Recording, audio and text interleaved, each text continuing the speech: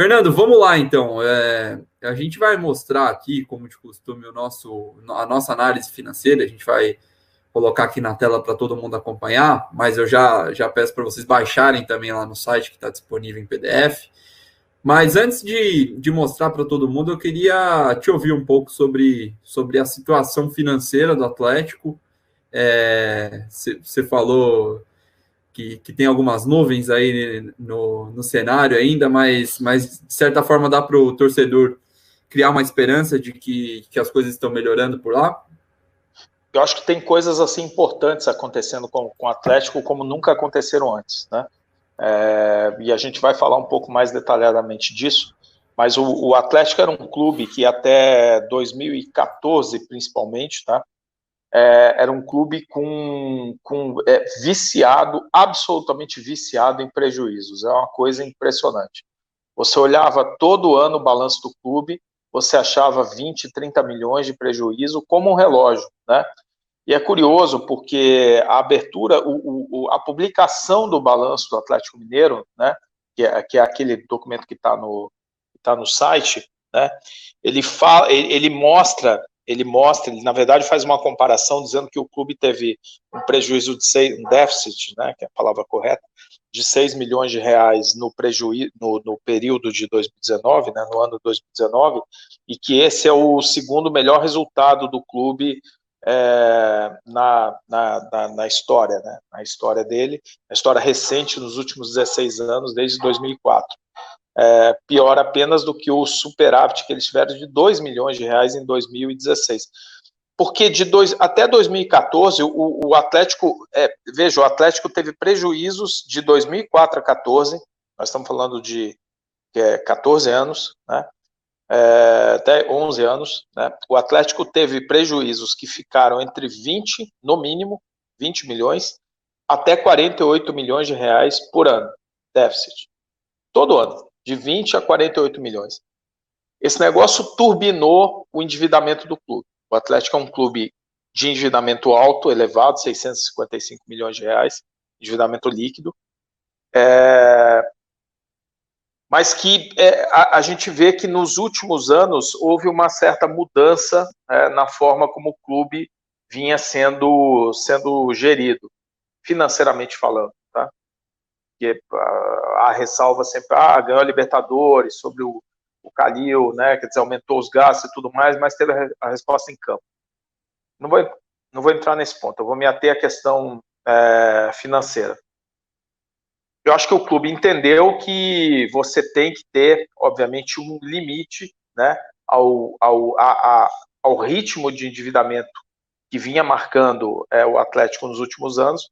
O Atlético sempre aparecia, nos últimos bons 10 anos para trás, entre os 3 ou 4 clubes mais endividados no Brasil. Hoje, existe um grupo de clubes que é mais endividado que o Atlético, né? Botafogo e Fluminense já eram. Hoje o Vasco está ali mais ou menos o mesmo nível de endividamento que o Atlético, mas alguns clubes, como por exemplo o Internacional e o Cruzeiro, o arquirrival, entraram nessa briga. O Internacional tem uma ressalva de que no endividamento dele tem a contrapartida do ativo do Beira-Rio. Né? É uma situação diferente de Grêmio, de Palmeiras e de principalmente Corinthians, né? Que separam, em geral, parte ou toda a atividade do estádio fora e mantém isso fora do balanço, né? Por motivos, do ponto de vista técnico, justificável. Tá?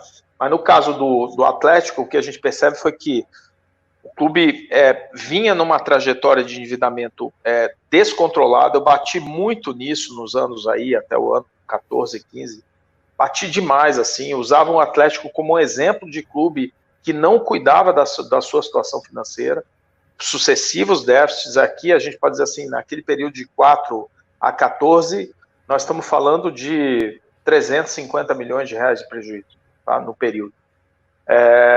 E de lá para cá, o clube tem se esforçado para controlar essa situação financeira. Mas mesmo assim, eu acho que há decisões que vêm sendo tomadas dentro do Atlético que elas trazem uma perspectiva mais positiva do que os números em si. Os números em si, não vamos nos enganar, o balanço é um balanço ruim, é um balanço de pouca capacidade de investimento, né, do clube em si, e de um nível de alavancagem bastante significativo. Tá? Óbvio, se você comparar com a fotografia que o Cruzeiro mostrou, ele obviamente é melhor, mas é um balanço muito alavancado, ainda muito pressionado, principalmente no curto prazo e pelo perfil do endividamento. A nossa análise financeira é sobre o ano de 2019, tá? Do balanço de 2019. Então, a gente está vendo aí um Atlético bem ativo no mercado de transferências, né? Depois da chegada do Sampaoli e do Alexandre Matos, mas isso fica para análise do ano que vem, tá? E também para conversa com o Léo Bertozzi daqui a pouco às 18.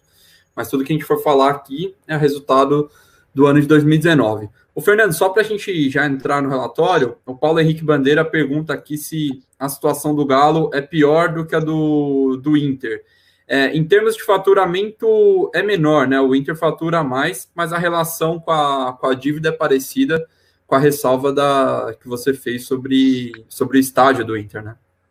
Não, a situação do Galo é pior do que a do Inter, tá? Mas o Galo tem umas características, cara, que são muito particulares, né? O Atlético tem, por exemplo, essa parceria com essa parceria não, né? Quer dizer, a sede do Atlético, onde hoje é o clube, do outro lado da rua tem um shopping, que é o Shopping Diamond Mall, que é um shopping importantíssimo, muito gerador de receitas aí, né? Relevante, né? E aquilo ali era o estádio do Atlético no passado, né? E aquilo acabou ficando, o shopping em si, ele acabou hoje sendo parte dele, propriedade do Atlético, e parte deste ativo que o Atlético sempre teve, entrará na negociação por conta da nova Arena MRV. A questão aqui é a seguinte: esse ativo, ele é muito relevante para o Atlético, primeiro porque é um ativo que teve enorme valorização, porque, como eu disse, é um shopping muito relevante em BH, né? Uma operação em que o Atlético é sócio da Multiplan, né? Uma das principais, se não a maior empresa do segmento de shoppings do Brasil, né? Então, esse negócio acabou rendendo para o Atlético duas coisas. Primeiro, um ativo que se valoriza. Segundo, um ativo que pode dar garantia para um tipo de alavancagem que pode não ser útil no curto prazo, mas que foi possível graças ao shopping, que é crédito bancário, né? Eu bato muito sobre a dificuldade do modelo associativo dos clubes na possibilidade de levantamento de recursos. O Atlético tem uma situação particular. Não é à toa que é um dos clubes que tem o maior endividamento bancário do Brasil, que é um outro estudo que a Pluri está fazendo aí, que vai ficar pronto aí semana que vem. Porque consegue crédito, né? O Atlético consegue crédito porque o Atlético é um clube que tem a possibilidade de dar como garantia um ativo que os outros clubes simplesmente não têm, né? Sim. Então, há restrições, inclusive, na legislação para os clubes levantarem crédito, dando como garantia centros de treinamento, estádios e coisas do tipo. Isso não é possível. Como se não bastasse não ser possível, isso em geral não está disponível, porque, por exemplo, o Profut acaba alcançando essas garantias, né? Então, o Atlético tem essa questão particular. Outra questão particular é o seguinte: o Atlético tem 150 milhões de reais no seu balanço do seu endividamento total, tá? Que são contrapartes não abertas, tá? Mas com pessoas jurídicas e físicas relacionadas ao clube, né? Então, aí nós estamos falando de alguns atleticanos que são atleticanos bilionários e que realmente têm uma vida dentro do clube muito grande, como, por exemplo, o Rubens Menin, da MRV, né? O Ricardo Guimarães, do Banco BMG, né? São pessoas que são do mundo do Galo, né? E que têm realmente uma posição que você só vai encontrar algum paralelo no futebol um pouco, né, Um pouco não, mas algum paralelo relevante com o que foi o Paulo Nobre para o Palmeiras, né? Eu diria que o Paulo Nobre foi um pouquinho diferente, porque o Paulo Nobre, primeiro, ele foi presidente efetivo, né, do clube, né? E ele reestruturou a dívida do clube, né? Em geral, esses mecenas, eles dão crédito ao clube, mas esses créditos acabam não tendo aquela destinação adequada. O Paulo fez o seguinte, o Paulo sentou na cadeira, olhou e disse o seguinte, olha, aqui tem 150 milhões de curto prazo, que me pressionam brutalmente, que tem um custo de carregamento enorme, essa dívida é crucial, eu vou fazer o seguinte, eu vou pagar essa dívida, vou tirar esses credores, né, da frente do Atlético, né, e aí vai ser comigo. É quase como se fosse uma recuperação judicial, né, com um administrador, né, que é um torcedor, né? Ele atuou como dono quase, né, Fernando? Atuou como dono, né? E nesse sentido ele também controlou o processo subsequente. E depois o Maurício cumpriu, né, o que era e pagou a dívida toda, né? Agora, o fato é que o Atlético tem essas particularidades, né, que poucos clubes no Brasil têm, né? Tem os lados negativos, obviamente, mas tem um lado positivo. Se você souber usar, por exemplo, a MRV é absolutamente fundamental para o projeto da Arena Nova. Se não tivesse a MRV, sairia o estádio do Atlético? Acho muito difícil, né? Porque terreno, a construção, reduzir o custo de construção e tudo mais, quer dizer, é um negócio difícil de você conseguir no mercado. Então, essa é uma vantagem que o Atlético tem, e acho que essa gestão do Sérgio Sete Câmara, ela tem trabalhado esse aspecto dessa maior presença desses parceiros até o momento, né, e com as informações que nós temos, né, de uma maneira acho muito eficiente. O clube tem feito...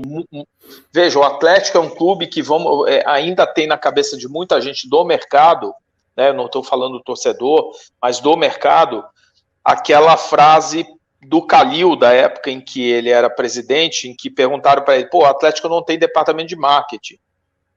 E ele falou, mas não precisa, o marketing sou eu, né? O Atlético não precisa, porque o marketing sou eu, né? Aquilo, apesar de para o torcedor ser muito bacana, folclórico, não sei o quê, ele é um cara, e foi vitorioso, né? Ganhou uma Libertadores, ele era um cara de muita presença, né? E de novo, foi vitorioso, né? Ganhou o título, né? Mas no mercado o Atlético nunca foi bem visto, né? O Atlético era um clube visto como um clube não muito organizado, não era um clube inovador, não era um clube de marketing, mas era um clube de massa, um clube de massa, um clube de uma torcida incrivelmente fanática, né, cara? Porra, uma pesquisa que a Pluri fez há anos atrás, botou a torcida do Atlético entre as 3 de maior engajamento do Brasil, né? Ela ficava atrás somente das 2 gaúchas, né? Entre os principais clubes do Brasil. O nível de engajamento do atleticano realmente ele é muito, muito, muito alto, né? Até essa campanha agora das camisas foi um bom exemplo disso, né? Um sucesso tremendo. Mas, em linhas gerais, o que parece que está acontecendo agora, o que as iniciativas têm sido no sentido de melhorar a imagem do clube, tornar o clube com uma cara mais inovadora, né, comercialmente mais ativo, um clube com uma preocupação com governança e com melhorar a imagem corporativa do Atlético Mineiro, e isso tem surtido efeito. O Atlético hoje, ele já tem uma imagem diferente daquela que existia no passado, e isso para o futebol de hoje, para o mundo corporativo do futebol corporativo de hoje, para o mundo digital em que o futebol está sendo inserido, mais jogado do que inserido, né? Porque as coisas estão acontecendo, e a gente vem falando muito sobre isso nas lives que a gente faz aqui na Pluri. O Atlético tem conseguido encontrar o seu lugar, né? Nesse momento, no momento de fim de mundo, né, que é o momento da pandemia, né, em que as coisas agora elas começam a caminhar, né, à medida que as atividades começam a andar e começa a se olhar uma luz no fim do túnel. Eu acho que o Atlético tá bem posicionado para o futuro, apesar de estar sob uma carga e sob um peso de endividamento ainda muito violento. É isso aí, vamos lá então.